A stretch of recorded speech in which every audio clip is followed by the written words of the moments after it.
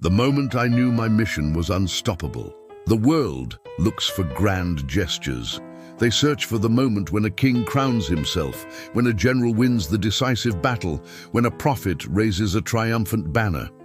For me, the Son of Man, the definitive moment, the moment I knew with absolute and eternal certainty that my mission was unstoppable, did not occur during a public miracle, nor on the Mount of the Transfiguration, nor even in the dramatic victory over death. It happened in the profound, quiet exchange with my disciples, far from the crowds, in the remote region of Caesarea Philippi.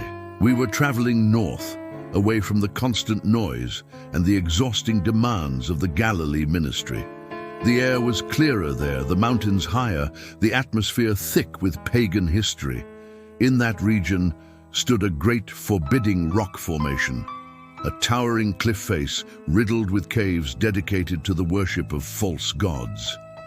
It was a place of power, a place where the human world met the spiritual world, a place of historical significance where Herod had once built a magnificent white temple dedicated to Caesar.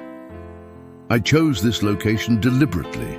I brought my disciples to the doorstep of human ambition and spiritual darkness to pose the single most crucial question of their lives, and therefore of my mission. The time had come to move beyond the superficial fame of the miracle worker and to confront the eternal truth of my identity. I looked at them, my 12 chosen men who had walked with me, seen my power and heard my teachings for 3 long, intensive years. They had gathered the fragments of the miraculous bread. They had seen me silence the storm. They had heard the whispers of the crowds, that I was John the Baptist, Elijah, or one of the prophets resurrected. But the true question remained unanswered in their minds. I began the conversation gently, easing them into the profound depth of the moment. I asked, "Who do men say that I, the Son of Man, am?" They answered with the common talk, the popular, easy answers that shifted with the wind of public opinion. They repeated the rumors: John the Baptist come back to life, Elijah, Jeremiah. They were giving me the reports of the world, the external noise. This was the easy part of the conversation. Then came the pivot. I fixed my gaze on them, on their faces etched with the struggle of belief, on their hearts still grappling with the impossible truth. I looked at them, not as the world saw them, but as the future foundation of my eternal kingdom. And I asked the terrifying, necessary question, "But who do you say that I am?" The moment was suspended. Every single disciple, from the rational Thomas to the zealous Simon, wrestled with the answer. They were being asked to move from observation to confession, from the external facts to the internal, eternal revelation. And then Peter spoke. Impetuous, bold, and divinely guided, Peter stepped out of the silence and delivered the confession that tore open the heavens and solidified my plan forever. He declared, "You are the Christ, the Son of the living God." This was the moment. This was the moment I knew, with absolute and eternal certainty, that my mission was unstoppable. Why? Not because Peter was brilliant, or because his words were original, but because the truth he spoke did not originate in the frail, human wisdom of his mind. I affirmed this immediately and joyfully. "Blessed are you, Simon Bar-Jonah, for flesh and blood has not revealed this to you, but my Father who is in heaven." This was the key. The confession was not a theological deduction, it was a spiritual revelation. Peter's heart had been bypassed. The Father had spoken the ultimate truth directly into his soul. I knew that earthly rulers could be executed. I knew that empires could crumble. I knew that my body would be broken and buried. But I also knew that a truth revealed by God himself, a truth that existed outside of human reason, human power, and human control, could never be destroyed. The mission was unstoppable because its foundation was not Peter's strength, but the Father's power of revelation.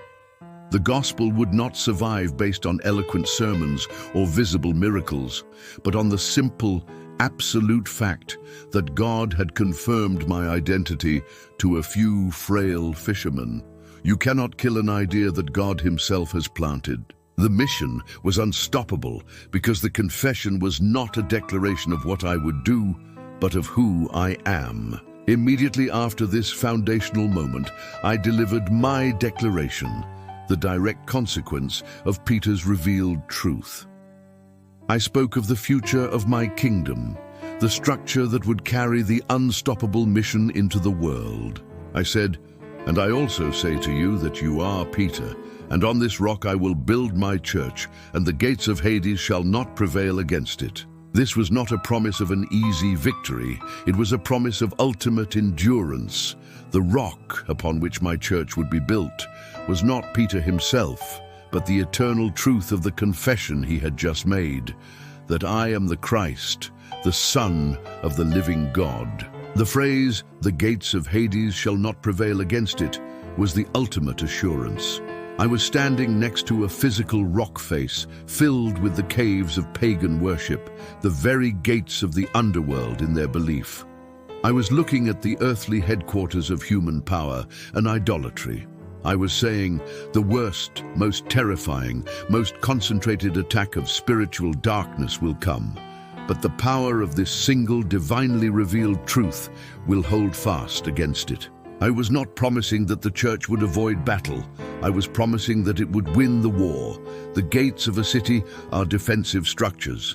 I was saying that the forces of the underworld would be on the defense, and the revelation of my identity would be the unstoppable battering ram that would conquer the very realm of death. Do you ever doubt the stability of your faith, feeling like the world's darkness is overwhelming? The truth revealed to Peter is your anchor. The mission is unstoppable because its foundation is not human effort, but divine revelation. If this narrative gives you the certainty to stand firm in your belief, I invite you to subscribe now. Join a community that draws its strength from the revealed truth of the Son of the living God. Let the next lesson unfold. The final, essential confirmation that my mission was unstoppable came in the very next breath. After receiving the truth of my kingship, the disciples immediately jumped to the wrong conclusion. They expected an earthly military conquest. I had to correct their vision immediately. I began, for the first time, to speak openly about the inevitable path of suffering, that I must go to Jerusalem, suffer many things from the elders and chief priests and scribes, and be killed and be raised the third day. The response was immediate and furious. Peter, the same rock who had just spoken the ultimate truth, instantly became a stumbling block. He pulled me aside, a human correction of the divine plan, and said, "Far be it from you, Lord. This shall not happen to you." Peter's rebuke, though born of protective love, was the ultimate worldly temptation. To take the crown without enduring the cross, to accept the glory without paying the price. I turned and gave him the sharpest rebuke of my ministry. "Get behind me, Satan. You are an offense to me, for you are not mindful of the things of God, but the things of men." This rapid shift from "blessed are you" to "get behind me, Satan" is the ultimate proof that the mission was unstoppable. It showed me that even my most devoted followers, the very men upon whom the church would be built, could only perceive the mission through the lens of human comfort and earthly triumph. Their human nature would always tempt them to avoid the suffering that was necessary for redemption. By rebuking the temptation so fiercely, I was not merely correcting Peter. I was correcting the path of the church for all time. I was establishing irrevocably that the mission was unstoppable only because it was the Father's mission, a mission of sacrificial love, death, and resurrection, which had to be protected even from the well-meaning interference of my dearest friends. The mission was unstoppable because, even in the heart of my future leader, I could discern the voice of the tempter and silence it instantly. This was the final proof that no amount of human weakness, no amount of satanic temptation, no amount of earthly logic could prevent the cross from being erected. The moment in Caesarea Philippi was not just about confession, it was about clarity. It defined my identity, the Christ, the Son of God. It defined my institution, the church built on that revelation. It defined my method, the path of the cross, not the crown. Once the Father confirmed my identity, and once I had purged the temptation of the easy way, the mission was cemented.